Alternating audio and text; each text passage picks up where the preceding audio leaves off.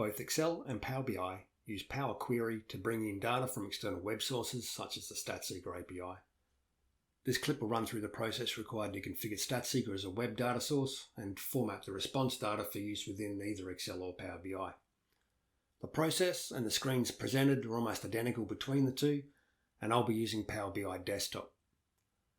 The API request that I'll be using will return some configuration data, current if opera status, as well as inbound and outbound utilization metrics for all polled interfaces in a specified group of devices. Statseeker provides a REST API, so the query string is a series of parameters appended to the end of an API URL for that Statseeker server, and it looks like this. We'll quickly break down that query. So here, CDT port is the resource level endpoint that we're querying. We use it to return data on interfaces. Limiting the response to ports on the devices in the AU routers group. These are the fields that I want to return from those guys. And here are the data formats to use with our time series fields. So average, min and max, as well as the raw values themselves. We need them if we want to graph anything. Now I want timestamps returned with our time series values and the format for the timestamps.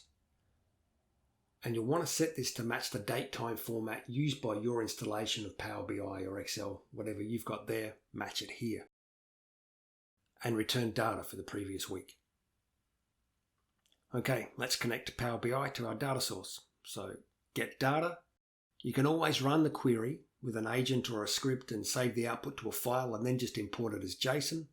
But we're going to hit the API directly from Power BI. So I'll go to get data, other, web.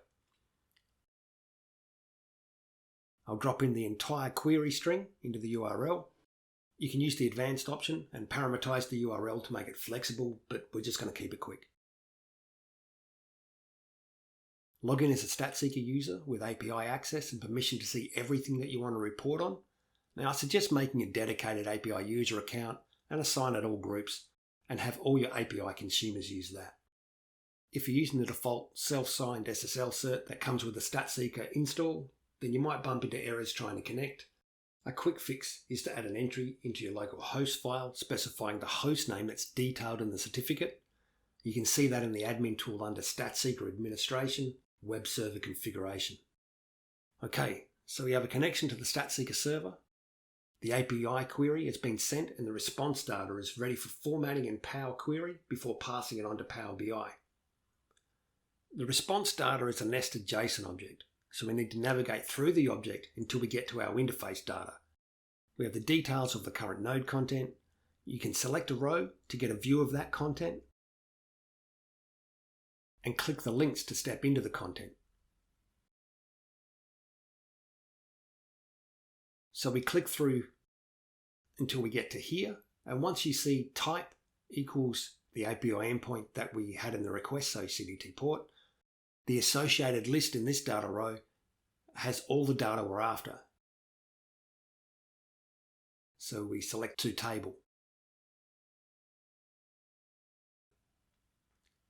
We now expand our records into the table, select the columns we want to include, and you'll notice that I've deselected the outbound utilization data.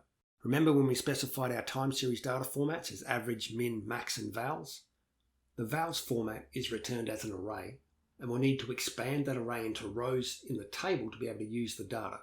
Because we have vals for more than one metric, because we requested inbound and outbound utilization, we need to break this into two queries, one for each, and then we merge the resulting tables at the end. So for the first query, we'll select everything except the outbound utilization.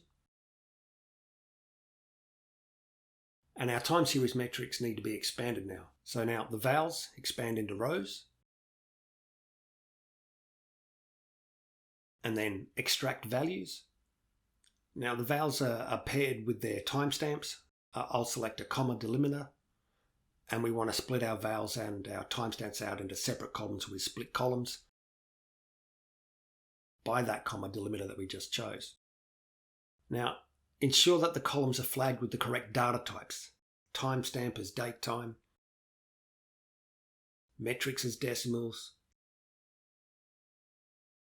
Rename the columns if you want for easy identification later on. And in this instance, I'm going to rename the query.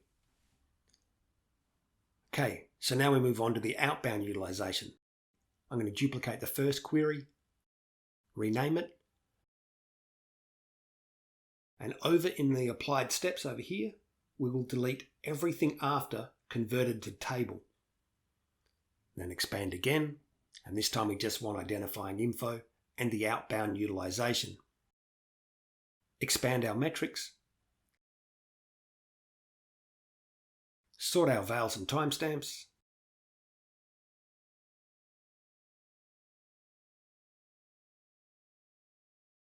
data types and names,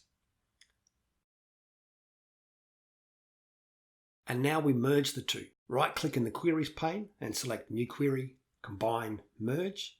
Select the two tables and select the rows that we're going to match on. So we want device name and interface name and the timestamp. You can see here we're getting a one-to-one match for every device, interface and timestamp combination, so we're good. Expand our merge data, only selecting the columns we need. And one last thing I found quite essential, because in our instance the interface names aren't unique, I need a handy reference for each device interface combination that'll be useful for our filters and legends. So I'll duplicate both columns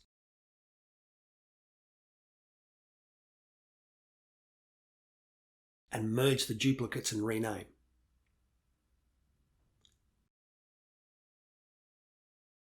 And we're done.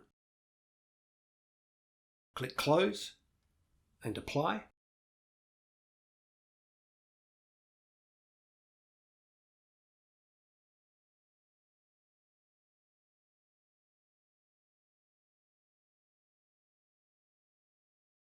And the data is now ready for Power BI. So that's getting your Statseeker data into Power BI. The same process can be applied to Excel.